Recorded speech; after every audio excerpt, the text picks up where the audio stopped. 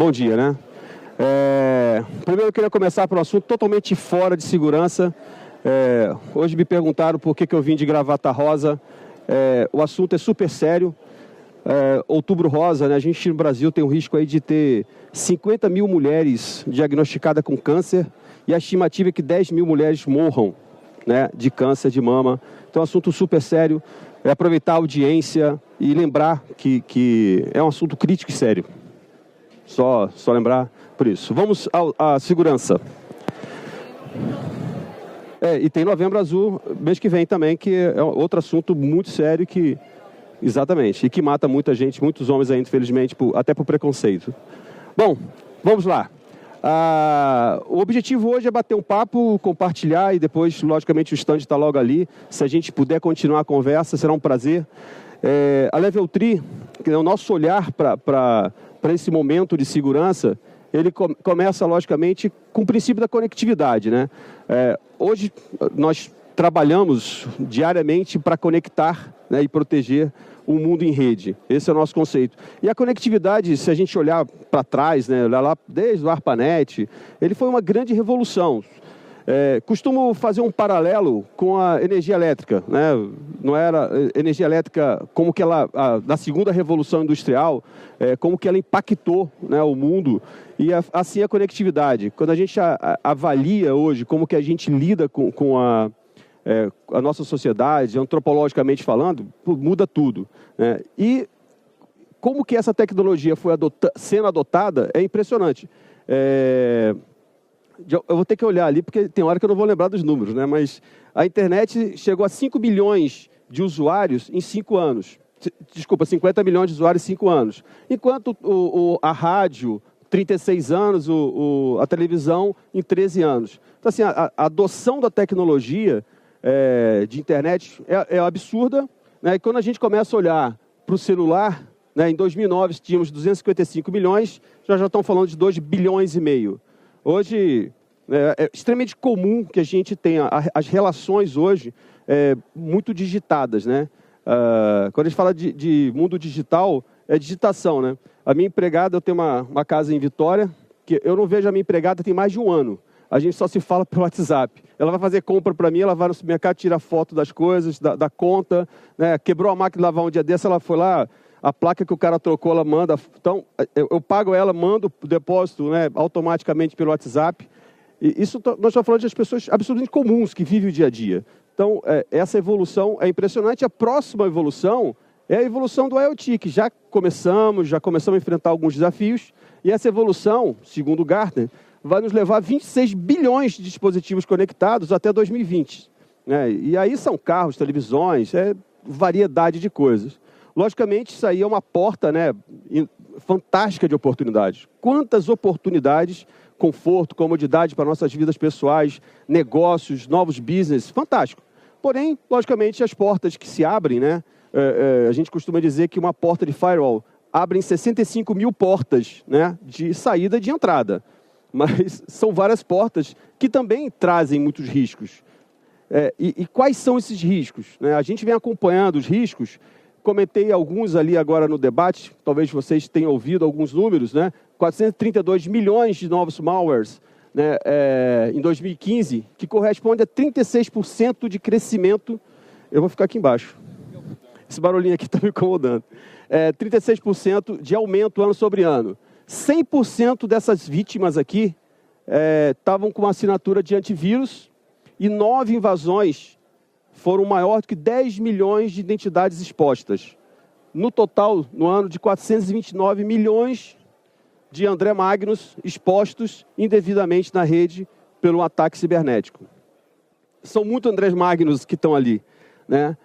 47% das vítimas só souberam que estavam contaminadas por algum terceiro. Alguém que foi lá e descobriu. E uma estatística que assusta é 8% dos dispositivos móveis celulares já estão de alguma forma contaminados. Esse número aqui, ele é o número de 2015. A gente acha, inclusive, os números ainda estão sob análise, mas deve aumentar significativamente malware em dispositivos móveis. Bom, isso aqui é uma perspectiva mundial. Como que a gente olha isso direto do mundo, da perspectiva de rede? Quando a gente vai para o Brasil, assim, olha, O Brasil, enquanto o mundo cresceu 38%, no Brasil cresceu 274%. Uau! A gente olha o Brasil ele já está figurando aí entre os 3 países com o maior número de ameaças, né? Em algumas perspectivas, nascem muitas coisas aqui, nós sofremos muita coisa. 12% de todo ataque mundial já vem para a América Latina. Então, assim, o Brasil é capitão de muitas coisas aqui. A gente assistiu semana passada um problema seríssimo, logicamente isso foi cogitado demais, provavelmente aqui pelos grupos. A Level 3 colaborou com a detecção, né, e a abertura do código-fonte do Mirai, mas infelizmente ele realmente estava contaminado. A maioria, 95% dos dispositivos que estavam contaminados eram câmeras DVRs, aquelas câmerazinhas que a gente coloca nas nossas casas para nos proteger, aquelas câmerazinhas que estavam com um malwarezinho ali dentro, um zumbizinho ali dentro, e foi através de um comando controle, um cérebro, comandou esse zumbizinho para fazer um grande ataque de DDoS que parou o leste dos Estados Unidos no final de semana. Empresas como Spotify, Netflix e outras grandes empresas foram duramente impactadas com a indisponibilidade provocada por uma massiva dessa. E o Brasil está entre os 3 países com maior incidência de botnet nesse tipo de vírus aqui. E o Brasil foi o 3º maior alvo de ataque DDoS no primeiro trimestre de 2016. Muito decorrência da Copa do Mundo ano passado e decorrência das Olimpíadas desse ano, nós ficamos famosos. E a fama tem um peso, né? A gente sabe que muitas empresas que estavam envolvidas de uma forma direta ou indiretamente com a Olimpíadas, elas foram ameaçadas diretamente. Vocês serão atacados, né? Então, alguns ataques estão chegando a volumes aqui no Brasil muito, muito alto para algumas instituições. À luz disso, o que nós começamos a fazer? Vendo que estava crescendo o movimento na América Latina, fizemos acordo com a nossa corporação. Level 3, uma empresa, ela fica baseada nos Estados Unidos. Nós lá temos um Threat Intelligence, né, um laboratório de inteligência que fica estudando as ameaças na nossa rede. Nosso backbone é global, nós estamos em 60 países. Então, nós conseguimos, né, mais da metade do tráfego de internet do mundo passa pelo nosso backbone, a gente consegue ter uma perspectiva ampla do que está acontecendo. Mas no Brasil, como é que a corporação brasileira está se capacitando para lidar com esse novo cenário de ameaça? Esse era o ponto básico que a gente tinha que pesquisar. Nos juntamos com o IDC, elaboramos um índice, e esse índice, a gente fez uma pesquisa que nós estamos divulgando a partir dessa semana. Depois a gente vai aprofundar. Eu só tenho 30 minutos, então eu vou passar muito rápido por alguns toques que dão um pouco do cenário de como a corporação lida com a ameaça. Eu não vou falar das ameaças, como que lida com a ameaça de uma forma geral. Primeiro, esse índice, ele tem 4 perspectivas fundamentais. A perspectiva de conscientização, uma perspectiva de ferramental, instrumentação, prevenção e mitigação. Tá? Então, é uma combinação matemática que chega num resultado, o resultado é 64,9, e pensando, eu até comentei, se fosse escola, não passava de ano. Aqui a média mínima, nós consideramos que uma média boa para o Brasil seria em torno de 86. Baseado em quê? Né? Como falei, a Level 3, nós temos nosso laboratório, nosso Threat Intelligence, o IDC tem uma base histórica, o Luciano está aqui, inclusive, do IDC, que foi peça fundamental no desenvolvimento desse índice, junto com os nossos especialistas, Ricardo e o Minuti, que estão aqui também, se você precisar depois. Tem um algoritmo matemático aqui atrás disso, mas o ponto ideal seria 86, nós estamos 64,9, não passamos de ano. Aí a gente vai olhar cada pilar desse, conscientização não é o pior, né? A gente até se surpreendeu com algumas coisas, quase 70% das empresas, de alguma forma, tem campanha interna para conscientizar os seus funcionários. Por exemplo, recebi uma mensagem lá de multa do Detran, né, que é muito comum multa do Detran, aqui em São Paulo pelo menos, quem é de fora não sabe, mas aqui em São Paulo. E o cara vai lá e clica, e na verdade aquilo dali é um ransomware e contamina. Como que as empresas se protegem disso? Como é que as empresas se comunicam isso? Hoje, o nível de consciência dada ao coletivo das empresas normalmente é bom. Logicamente, esse foco aqui é no mercado corporativo. Isso aqui não vê o usuário final. Nós olhamos o mercado corporativo. Tá? Então, aqui, quando a gente olha o nível de consciência da quantidade de incidentes que sofreu e mitigou, a gente percebe aqui que a consciência plena, sim, né, a empresa tem total visibilidade, 34% só. O resto não tem a consciência plena ou apenas em situações extremas. Esse talvez seja o ponto inicial. Se a empresa não sabe o tamanho do seu ativo, o tamanho da responsabilidade que ela tem com os seus ativos, o ativo dos seus clientes, fornecedores, do seu ecossistema, isso começa a ser perigoso. Então, embora tenha assim, uma grande consciência, a efetividade do modelo, da gestão dos ativos e dos riscos ainda é preocupante. Quando a gente passa aqui para mensuração de impacto, o que isso gerou? Tem empresa que leva alguns anos para descobrir que tinha sido infectada e não sabe nem o que ela perdeu. Se você não sabe qual é o seu ativo de informação, imagina se teve um vírus, qual foi o que se perdeu. Então, aqui, uma coisa que nos chamou a atenção, aqui, se você ver aqui detalhadamente para a maioria dos recursos, detalhadamente para alguns determinados recursos, é muito bom. 41% tem noção detalhada sobre o perigo, o que aconteceu caso ela foi infectada. Mas a grande maioria, 25%, a empresa não consegue mensurar. Ou seja, como a gente falou, a gente hoje, com o mundo digital, tudo, né? Você é a escola dos filhos, é o supermercado que você faz compra. Eu estava conversando com um colega semana passada na FutureCon, ele é mercado de saúde. Então, eles estão implementando algumas tecnologias de saúde. Eu acho interessante que ele está falando do dosador, né? Que é para o Wi-Fi. Né? Então, o cara comanda para o Wi-Fi o dosador. Aí ele falou, a gente conversando sobre segurança. Ele falou assim, um problema sério, embora seja legal, né? Vai o dosador para o Wi-Fi. O problema é que a gente fez alguns testes de invasão e a gente muda e o cara morre, né? E tem a telinha lá do dosador, no final do teste, fica assim, dead, né? Porque matou o cara. Então, assim, o nível de responsabilidade de uma invasão, seja ela qual for, como foi o caso do Poseidon, né?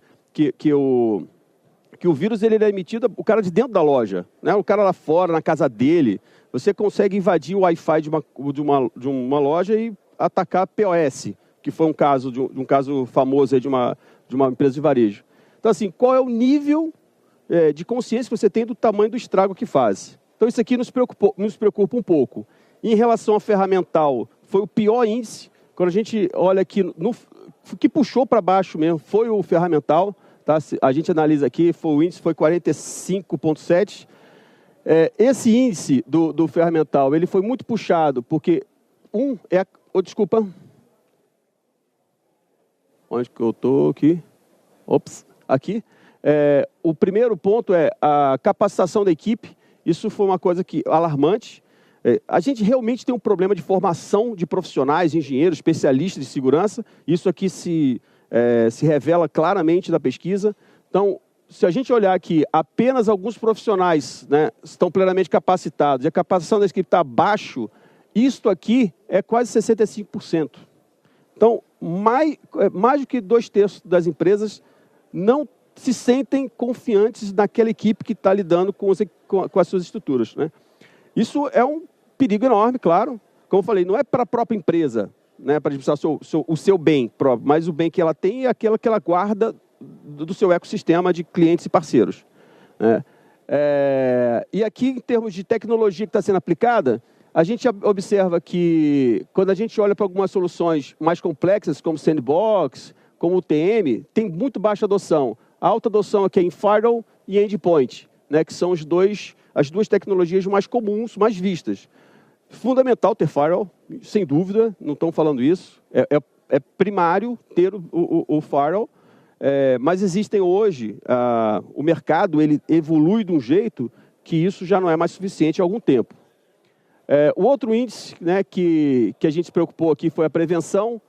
Quando a gente pensa em execução de testes, também, quando a gente fala em periodicidade regular, né, uma vez por ano, 6 vezes, uma vez a cada 6 meses, a gente tem aqui um índice de 32%, mais de 65% não tem uma regularidade nos seus testes de segurança. Tá? Então, assim, juntando com o fato de não ter equipe qualificada, uma instrumentação ser ainda precária, não ter testes, o perigo ele amplia muito para a própria empresa e para o seu ecossistema. E quando a gente olhou para mitigação, porque assim, aqui tudo é um ciclo, né? Você previne, se não preveniu adequadamente, vai acontecer. Se você acontecer, o que você faz agora? Né? Vamos sair correndo todos para o mesmo lado ou vamos cada um correr para um lado diferente? Caramba, estou apertando o botão errado aqui. Na parte de mitigação, quando a gente olha que faz a frequência de procedimentos de contingência, né, periodicamente aqui, novamente a gente tem... Aqui já tem um índice um pouco melhor, né, que a gente vê aqui quase um pouco mais de 50%, 55%, mas ainda tem um número grande que é só eventualmente, apenas uma vez, e nunca foi feito. Você vê aqui, esse nunca foi feito aqui foi de 9,8%, quase 10%, nunca foi feito. Então, também é um ponto de atenção, que logicamente isso aqui, independente de comprar equipamento instrumental ou não, é fundamental que tenha, saber que na hora que aconteceu o incidente, o que as empresas vão fazer, né? 45% das empresas não têm condutas pré-definidas para ação, né, no momento de crise, que é um índice alto, que a gente considerou muito alto, e 27% das empresas não têm hierarquia determinada, que é o escalation path, no caso de crise. Tá? Então, nesse cenário todo aqui, como que a gente assiste? Né? Eu tenho um amigo meu que fala assim, em toda reunião de board, reunião de diretoria, toda reunião ou toda festa vai ter o chato. Pode ter certeza. Se você não identificou o chato naquela reunião, cuidado, pode ser você, né? Então, eu digo o seguinte, pessoal de segurança tem que falar do medo, tem que falar do risco. Esse é o nosso trabalho, né? Aí o cara, puta, mas tu só fala em... né? Vou falar francês, né? Só fala em merda.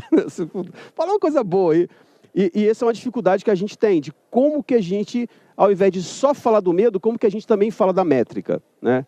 Então, o olhar que a gente tem para isso, né, primeiro, falta investimento, né? Falta investimento. Na nossa pesquisa, a gente viu que em 2015 para 2016, permaneceu 51% das empresas pesquisadas permaneceram com o mesmo índice, né? 30% aqui diminuiu, 18% aqui aumentou. Mas quando a gente vai de 16 para 17, a gente percebe que vai aumentar 37%, já está projetando, 52% mantém e só 9,8% vai diminuir. Isso é muito bom. Parece que a tensão, e até mundialmente a gente vê nas pesquisas, que tem um trend de aumentar realmente investimentos, alocação de verba, seja de investimento ou custos, para a área de TI. Né? Inclusive, quando a gente compara com o mercado de TI, o SI, né, segurança e informação, ele é mais acelerado a manutenção ou o crescimento de verba do que para a TI, que é muito bom. Agora, como fazer isso? Né? O olhar que se aquele dinheiro é suficiente, estou aumentando, mas é suficiente para aquele risco que você está exposto, né? O olhar o impacto financeiro que você vai ter é compensado por aquilo, o que você já tem, já te protege de uma certa forma que você não precisa fazer novos investimentos, ou não, aquilo dali não te ajuda em nada, tira aquilo dali e bota outra coisa. Então, essas perguntas são fundamentais e o nosso olhar, Level 3, a gente diz, até estava um colega lá no debate agora falando do equilíbrio, né? O nosso olhar é muito desse equilíbrio, né? Do equilíbrio da governança, o uso efetivo da tecnologia e do orçamento que você aloca para a segurança e a colaboração. Aliás, é uma indústria muito bonita nesse sentido. É uma indústria que colabora fornecedores, competidores, serviço, indústria, universidades. É muito legal. Quando a gente fala de governança, especificamente, existem... Eu vou passar mais rápido aqui, que eu tomei uma plaquinha ali, tá? Desculpa. Aqui é o seguinte. Primeira coisa classifique e audite seus dados. Uma sugestão que a gente faz saiba os teus ativos, né? O ativo físico, o ativo de software, o ativo de equipe, o ativo não físico, principalmente dados, registros. Se você tem dado de cartão, dado de identidade do seu cliente, do seu fornecedor, fundamental que propriedade intelectual, trade secret, o que você tem de precioso na sua companhia que você tem que preservar. Esse é o princípio de qualquer investimento que você for fazer em segurança. Se você não tem essa noção, é muito difícil defender o Security ROI. Então saiba disso e saiba a sua vulnerabilidade. Contrate, nós, Level 3, fornecemos, mas outros fornecedores fazem isso. Cheque sua vulnerabilidade na rede externa, faça teste de penetração, saiba o risco que esses seus ativos estão expostos nesse momento. A partir disso, a gente pode fazer um monte de coisa ou não fazer nada. Se eu tivesse que assim, tira esses 6 pontos e foca em 2 coisas. Saiba quais são os seus ativos e saiba o risco que você está exposto hoje. Sabendo essas 2 coisas, é um grande caminho andado, tá? Então, porque daí, essa meta, né, o Security ROI, a meta que você define, fica mais fácil. Na sequência, o uso de tecnologia. Aqui, eu vou passar rapidamente, que esse slide aqui, a gente poderia levar, sei lá, 1 hora em cima dele. Mas é a realidade que a gente vive hoje. Tomei outra plaquinha. Aqui você tem vários equipamentos, dispositivos na sua casa, luz, geladeira, falando com carro, televisão, mobile, phone, tablets. Você tem uma série de coisas aqui que estão interconectadas e na hora que você fala, meu Deus, tudo isso aqui são milhares de portas de milhares de riscos diferentes. Como é que eu faço? Aí começa aquela colcha de retalho. Eu faço uma solução, aqui boto um firewall, IPS, vou fazer um WAF, DLP, e, né, protejo meu e-mail. Então você começa a criar política e CIEM, eu tive um cliente muito interessante que ele falou assim, o CIEM é meu. Você pode fazer toda a segurança, mas o CIEM é meu. O CIEM eu não te dou, não. O CIEM é parte do contexto, né? Mas tudo isso aqui é um nível de complexidade, de investimento, de manutenção enorme. Então, o nosso olhar é um pouquinho diferente. O nosso olhar, como empresa global e de conectividade, o nosso olhar é que, eu vou passar um pouco mais rápido, você tem que ser adaptativo, né? Você tem que ter proteção dos seus vários pontos, né? do seu escritório, da sua fábrica, dos seus escritórios remotos. Você tem a proteção da DDoS, que é um risco hoje iminente, como foi esse final de semana aí, uma crise danada por ataque volumétrico da DDoS. Você tem que estar apto aos vários tipos de dispositivos, usuários. A geração milênio está aí, né? 70% da força de trabalho já é milênio. Então, como que ele lida com a tecnologia? Não adianta você evitar. Ontem eu estava falando com o CIO, que falou assim, na minha empresa eu decidi, não tem mais Wi-Fi. Eu fiquei assim, né? Deve ser o único, pelo menos o único que eu tenho conversado. É muito raro, muito difícil hoje você falar assim, o meu método de prevenção é proibição. Né? É muito delicado hoje com a força de trabalho que se tem. Mas aqui, o nosso modelo, ele presume que, seja equipamentos, dispositivos diferentes, equipamentos mobile, você tem que se adaptar.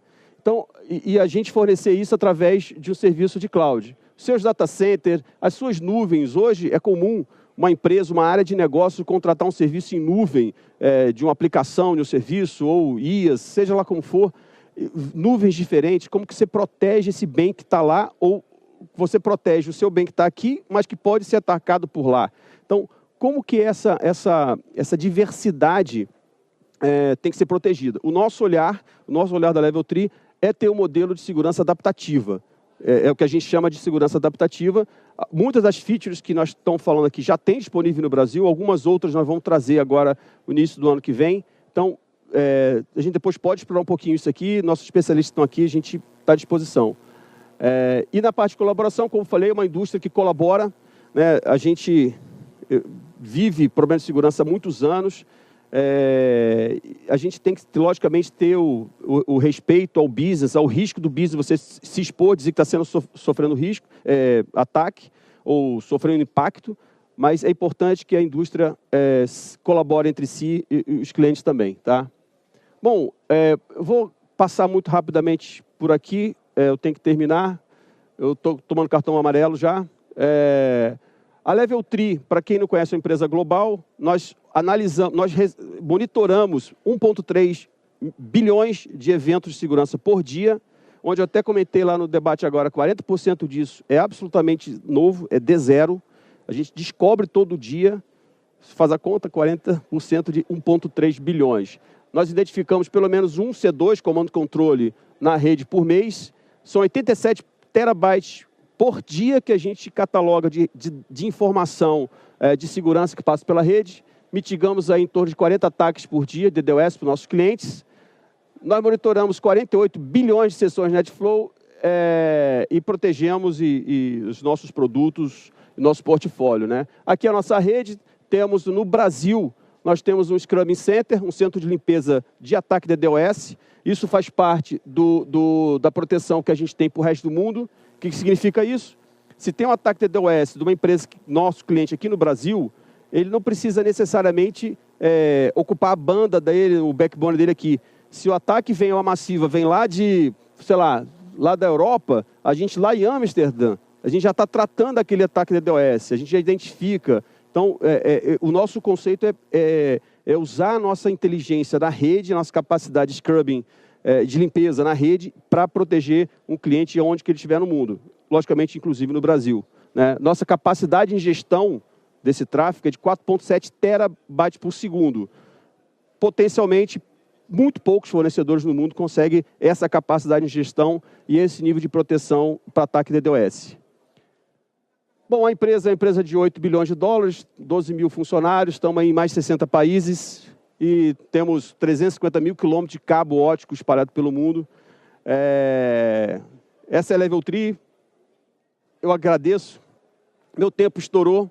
Estamos ali no nosso stand. Quem quiser, disponha. Tá bom? Muito obrigado.